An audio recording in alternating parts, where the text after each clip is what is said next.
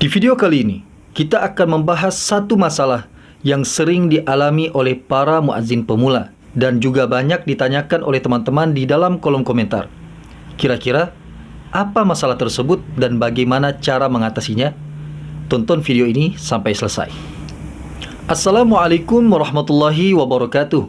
Halo teman-teman, ahlan wa sahlan. Selamat datang di channel YouTube Jaka Bilal. Silahkan buat teman-teman yang belum subscribe, di-subscribe dulu. Mari kita belajar azan bersama, mudah-mudahan barakah. Teman-teman, perasaan grogi seringkali menciptakan suasana hati yang tidak pede. Bisa bikin kita malu-malu, badan jadi gemeteran, bahkan bisa bikin kita sakit perut. Nah teman-teman, perasaan grogi ini pasti pernah dirasakan oleh hampir semua orang. Dalam hal ini adalah para muazzin pemula.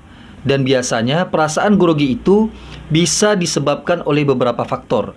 Yang pertama adalah malu-malu. Yang kedua, takut salah. Yang ketiga, karena baru pertama kali. Dan yang keempat, karena diliatin sama teman-teman, ya kan? Di sini saya ingin tekankan bahwa semua perasaan ini pernah dialami hampir semua orang teman-teman, termasuk diri saya sendiri. Saya juga pernah merasakan saya itu grogi, saya itu malu, takut salah dan lain sebagainya. Jadi teman-teman harus tahu bukan hanya teman-teman aja yang merasakan, tapi saya juga merasakan dan hampir semua orang pasti pernah merasakan yang namanya grogi. Dan oleh karena itu, di video kali ini saya akan berikan beberapa tips yang ampuh sesuai dengan pengalaman yang pernah saya rasakan, supaya teman-teman bisa lebih pede dan berani untuk melantunkan azan langsung di masjid. Oke? Oke. Adapun tips yang pertama adalah teman-teman supaya tidak grogi, teman-teman harus perhatikan yang namanya niat. Kenapa harus niat? Ya, teman-teman, kalau teman-teman pengen azan tidak grogi, teman-teman azannya berani, maka pertama kali yang harus dibentuk itu adalah niat teman-teman. Lalu niatnya seperti apa? Kita yang ingin melantunkan azan, hendaknya kita itu memiliki niat azan karena mencari ridho daripada Allah Subhanahu wa Ta'ala. Jadi teman-teman niatkan, coba teman-teman pasang niatnya, ya Allah, ana pengen azan, melantunkan azan karena ingin mencari ridho-Mu ya Allah.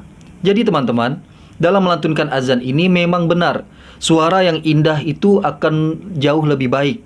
Akan tetapi yang lebih baik lagi adalah niat teman-teman. Percuma kalau kita punya suara bagus tapi niat kita nggak benar, ya kan? Niat kita pengen disenangin orang, disanjung orang, itu akan jatuh kepada riya teman-teman. Tapi kalau seandainya teman-teman sudah menata niat, walaupun suaranya pas-pasan misalnya teman-teman ya, tapi itu lebih baik teman-teman. Yang penting kita belajar menjaga fashohahnya, jangan sampai salah juga teman-teman ya. Dan alangkah indahnya teman-teman udah niatnya bagus, suaranya enak, ini akan jauh lebih baik teman-teman. Dan ingat lagi teman-teman, hal yang pertama yang harus kita perhatikan di dalam melantunkan azan supaya tidak grogi, niatkan karena Allah Subhanahu wa Ta'ala. Kalau kita sudah niat karena Allah, mau apapun yang terjadi, insya Allah hati kita akan tenang. Kenapa? Karena tujuannya adalah karena Allah Subhanahu wa Ta'ala. Itu tips yang pertama. Tips yang kedua adalah persiapan yang matang. Nah teman-teman, setelah teman-teman mengatur niat, masang niat dengan niat karena mencari ridho Allah, maka teman-teman harus persiapan yang matang. Jadi nggak boleh diabaikan teman-teman, mentang-mentang niatnya udah benar misalnya, tapi nggak mau latihan, ya sama aja ya kan. Teman-teman harus latihan dulu ya. Apalagi buat teman-teman yang pengen azannya itu baik, enak, nggak ada yang salah, teman-teman harus persiapan yang matang teman-teman. Ya, jadi nggak cukup kalau kita baru mau azan, baru mau tampil, belajarnya cuma sekali, 2 kali, atau 1 hari, 2 hari, nggak cukup teman-teman. Kalau teman-teman berawal dari nol, nggak pernah tampil sama sekali, teman-teman harus benar-benar persiapan yang matang. Kapan atau berapa temponya? Bisa jadi seminggu atau 2 minggu.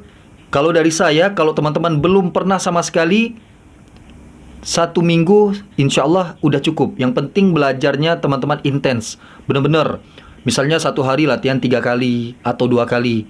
Karena kan memang lafaz azan itu kita sering dengar ya kan. Nah, tinggal kita kita hafalin, terus kita coba di rumah. Dan cobalah untuk azan pertama kali dengan azan yang mudah-mudah. Di channel ini teman-teman, saya sudah membuatkan beberapa tutorial azan khusus untuk para pemula dengan nafas yang pendek. Nah, jadi teman-teman kalau masih awal, silakan pelajari yang irama yang pendek. Saya usaha teman-teman di channel ini berusaha bagaimana caranya teman-teman juga bisa azan. Bahkan teman-teman juga bisa azan dengan irama-irama yang teman-teman inginkan. Irama Kurdi ada videonya.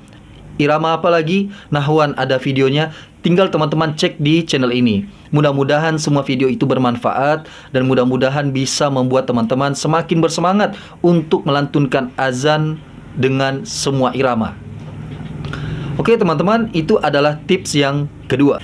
Tips yang ketiga, jangan hiraukan perasaan gak enak. Maksudnya gimana? Misalkan teman-teman mau azan, tahu-tahu kepikiran, aduh gak enak, ntar salah nih. Aduh gak enak, ntar suaranya pales nih. Aduh gak enak, aduh. Nah, perasaan ini harus teman-teman buang jauh-jauh. Kita kembalikan lagi ke poin tips yang pertama, niat kita teman-teman.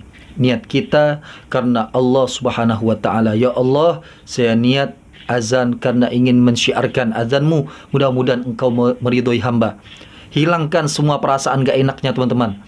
Mau dibilang pales gak apa-apa teman-teman. Yang penting kita udah latihan yang matang, udah latihan yang cukup. Untuk hasilnya serahkan kepada Allah Subhanahu wa ta'ala.